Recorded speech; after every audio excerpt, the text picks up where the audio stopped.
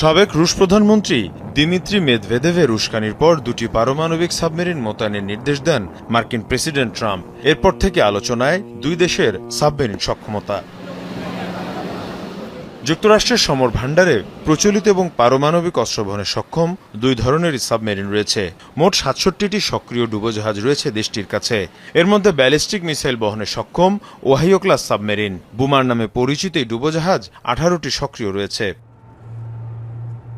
অন্যদিকে fast attack সাবমেরিনের মধ্যে অন্যতম ভার্জিনিয়া ক্লাস। যুক্তরাষ্ট্রে ২২টি ভার্জিনিয়া ক্লাস সাবমেরিন রয়েছে। অন্যদিকে লস অ্যাঞ্জেলেস ক্লাস সাবমেরিন রয়েছে ২৪টি। এসব ডুবোজাহাজকে সাবমেরিন বাহিনীর মেরুদণ্ড হিসেবে মনে করা হয়। অন্যদিকে সি উলফ ক্লাস সাবমেরিন রয়েছে ৩টি।